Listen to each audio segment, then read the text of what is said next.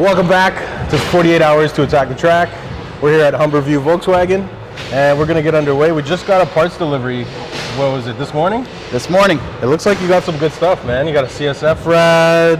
What else did we get? We got the Unitronic catalog, we got the VWR catalog. Yeah, we're going to do charge pipes, we're going to do intercooler, we're going to do intake, we're going to do inlet, we're going to do the big turbos going in today. Yes. We got a lot going on. We got an IHI Turbo install for you guys today and a lot more. So stay tuned.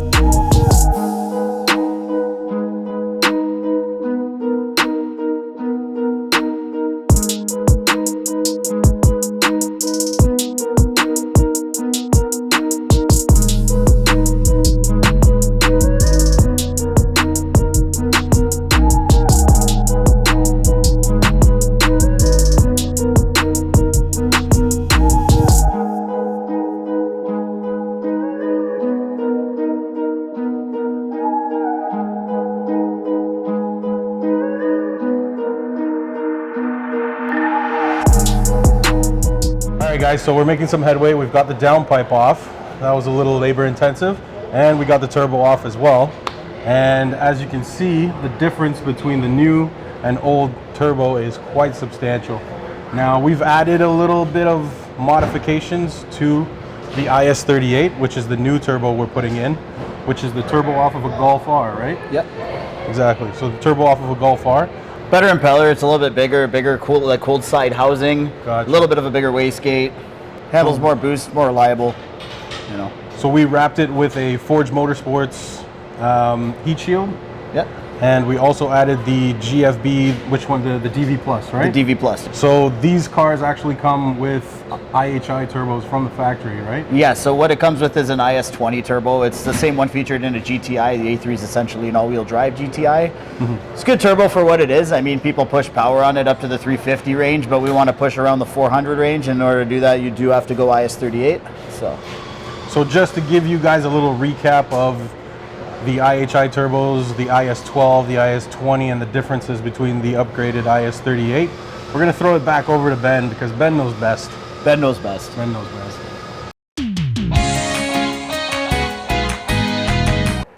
Back to interrupt your regular programming, here to talk about some IHI turbos.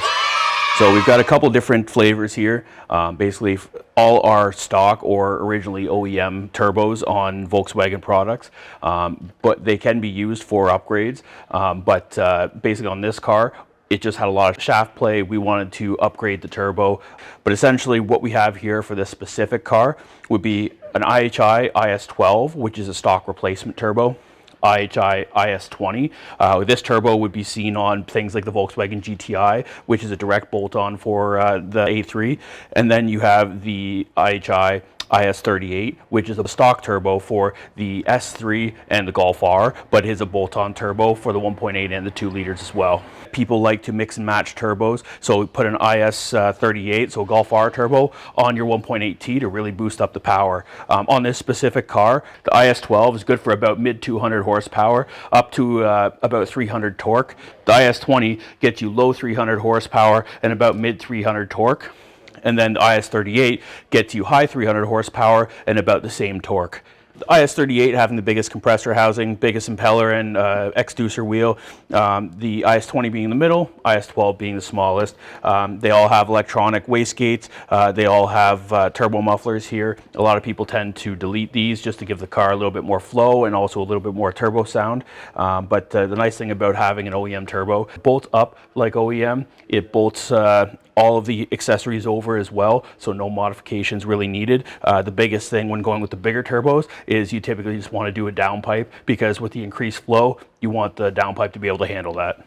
Then the next stage from this would be an actual big turbo, so a Borg Warner, Zona rotor, precision turbo. There's many different options, but with those, it does require quite a bit more custom tuning as well as custom fabrication. Yeah, basically that would be the next step from these, but this is just known quantity, super reliable, super easy bolt up, and yeah, basically gets you on the track quicker. So yeah, let's jump back into it.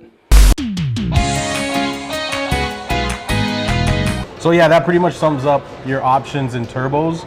But also a really great add-on for these vehicles is the downpipe. Absolutely. And the downpipe does free up a lot of torque, right? Yeah, so the stock one has two cats on it actually. One is like obviously a primary and a secondary. It has a flex pipe as well, and it's a little bit smaller piping. So what we actually are putting on the car is a Unitronic downpipe. This is their race-only downpipe. You won't really find it on their shelf or available. It is catless, and we're gonna have to tune the car accordingly. I think we should jump back on the exhaust and get some more work done. Let's do it. Let's pipe her up.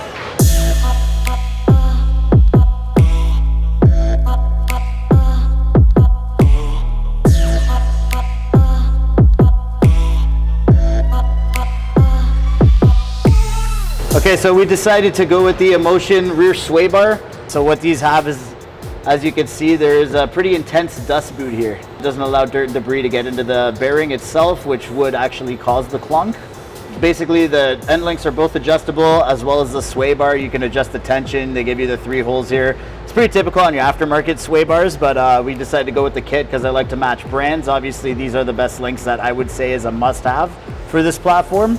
Yeah, we're excited to see how it performs and see how it goes. Hopefully, we can get some oversteer and car will be predictable.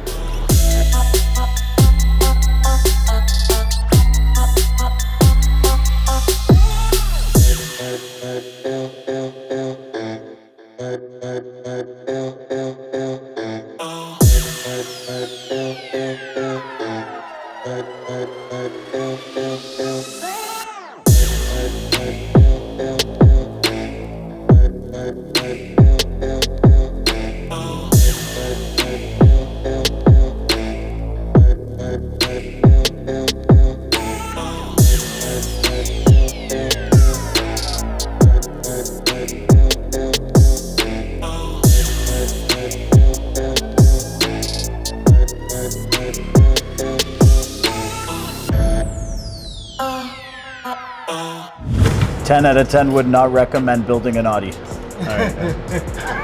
Yeah, it takes more than 48 hours to build an Audi and make it go fast, guys. We're at the end of day 2 and we're not done.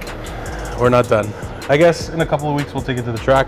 48 hours to attack the track is turning into 72 hours. Like and subscribe if you want to follow us. And be sure to check out our last day where we take this thing out at the track and lay down some lap times with the Garmin Catalyst. Yes, sir. Let's see how we do it.